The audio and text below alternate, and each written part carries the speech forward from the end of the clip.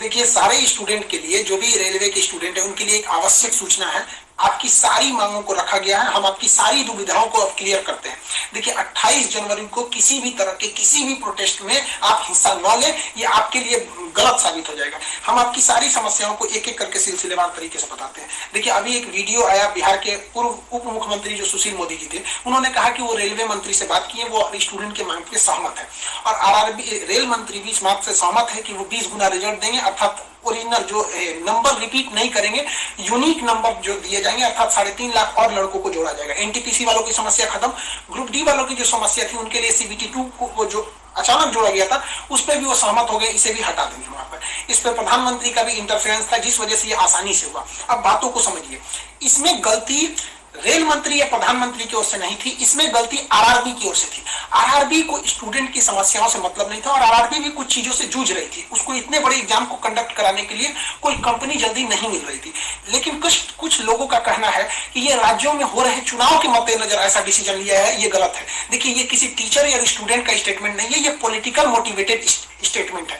हम बताते हैं क्यों ऐसा नहीं होगा, रेलवे को अपनी बात क्यों माननी पड़ेगी। क्योंकि ये जो संशोधन और कमेटी बनाई गई है, और ये जो डिसीजन लिया गया है कि 20 गुना रिजल्ट और सीबीटी 2 ग्रुप डी से हटाया जाएगा, ये रेल मंत्री का डिसीजन है, और इसमें पीएमओ इन्वॉल्व है, न कि आरआरबी का। अगर आरआरबी का रहता तो आरआरबी मनमानी करती, लेकिन उसके ऊपर पीएमओ का डेडलाइन है। पीएमओ जिस डेट को दे दी, उसको हर हाल में मानना है। इसलिए आपकी हर मांग को मान लिया गया है। आप किसी भी तरह का कल कोई प्रोटेस्ट नहीं करेंगे, क्योंकि जब आप प्रोटेस्ट करेंगे तो उसके बीच में कोई दूसरा आदमी भी आके वायलेंस कर देगा।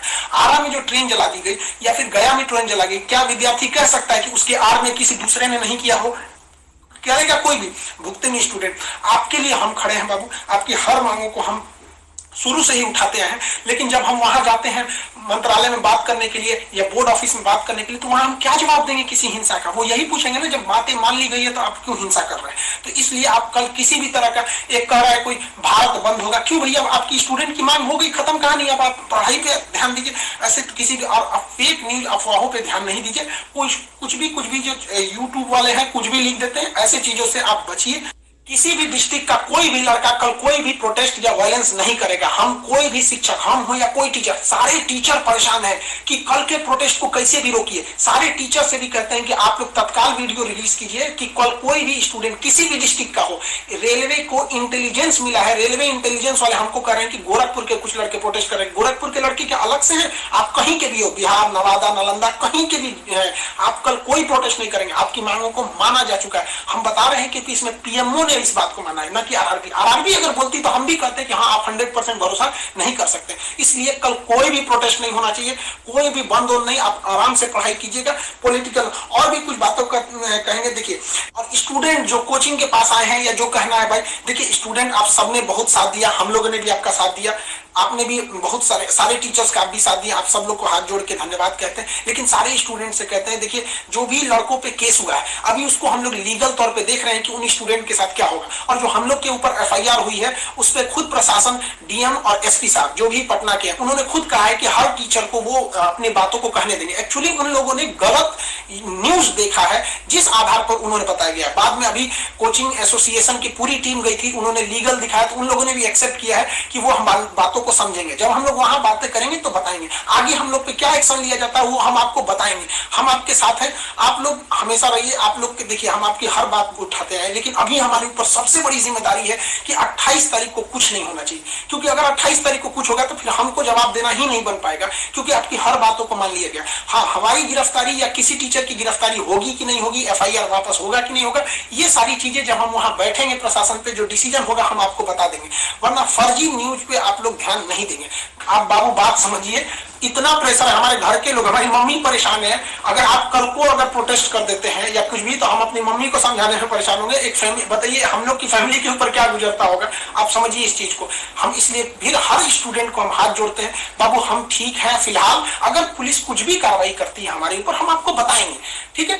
ऐसा नहीं है, पुलिस प्रशासन भी पढ़ी लिखी होती है, ऐसा नहीं है कि जो वहां पे बैठे हैं वो आपकी तरह स्टूडेंट नहीं रहेंगे, वो भी समझते हैं उन लोग की जिम्मेदारी। मतलब पटना के डीएम और एसपी साहब की इसमें क्या गलती थी, लेकिन प्रेशर तो उनके पास है कि आप लॉ एंड ऑर्डर को मेंटेन कीजिए, तो वो लोग भी इसको कर रहे हैं। उन लोग के पास जैसा डिसीजन होगा हम आपको बताएंगे। और हाँ, ये बात हम हमेशा कहते हैं कि जो रेलवे बोर्ड बनाया गया वो इलेक्शन से मोटिवेटेड नहीं है, ये पीएमओ के इंटरफेयर के बाद इसे बनाया गया है। हम आप सारे स्टूडेंट जो हमारे साथ खड़े हैं, हम आप सबको भी हम कहते हैं आप लोग को धन्यवाद, और प्रशासन को भी कहते हैं कि देखिए अगर हमारे नाम से कोई आईडी बनी है तो वो हमारी नहीं हो सकती। अगर कोई बराक ओबामा के नाम से आईडी बना के कुछ बनाता है तो उसमें बराक ओबामा को आप अरेस्ट या एफआईआर नहीं कर सकते, तो आप पहले उसकी सत्यता की जांच कीजिए। रही बात खान सर का नाम क्यों आ जाता है, तो ये भैया एक बात बताओ कि विद्यार्थी का इशू रहेगा, टीचर का नाम नहीं आएगा।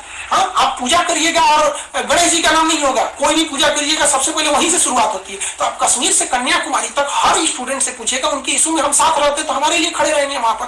तो इसलिए इसको भी समझिए वहां पे, और स्टूडेंट से भी कहते हैं देखिए हम आपकी बातों को ले, हम अपना सब कुछ दाव पे लगा दिए, लेकिन हमको इससे हम आखिरी सांस तक स्टूडेंट के लिए रहेंगे, हम बाजी लगा देंगे अपनी जान की जब जब बात आएगी हिंदुस्तान की। तो कल बात हिंदुस्तान की है, हाथ जोड़ते हैं, कल कोई लड़का प्रोटेस्ट में भाग न ले प्लीज कहते हैं। और हर टीचर से कहते हैं आप जहां भी हैं, कश्मीर से कन्याकुमारी तक हैं, अरुणाचल प्रदेश से गुजरात तक हैं, हर टीचर अपने स्टूडेंट को समझाए कि कल किसी भी तरह का प्रोटेस्ट न हो, वरना स्टूडेंट के आड़ में कुछ उपद्रवी लोग आके तोड़फोड़ मचा देंगे और बदनाम होंगे स्टूडेंट, और हम लोग कहलाएंगे शिक्षा माफिया। जो गरीब बच्चे हैं उनको हम लोग आज भी फ्री में पढ़ाते हैं, विकलांग बच्चों से हम लोग फीस नहीं लिए हैं, लेकिन फिर भी हम लोग को माफिया कहा जाता है। और कल को अगर कोई प्रोटेस्ट में कुछ हो गया तो हम लोग को तालिबानी कहने लगेगा सब। तो बताइए क्या ये अच्छा लगेगा? सारे स्टूडेंट को कहते हैं आप सब लोग हम आपके साथ खड़े हैं, आप भी हम लोग के साथ खड़े हैं। सारे टीचर्स स्टूडेंट को मना करें, कल किसी भी हाल में 28 जनवरी 20 बार कहते हैं 28 जनवरी कोई भी प्रोटेस्ट, कोई भी हिंसा बर्दाश्त नहीं होगी। इस प्रोटेस्ट में हम या कोई भी टीचर साथ नहीं है आपके।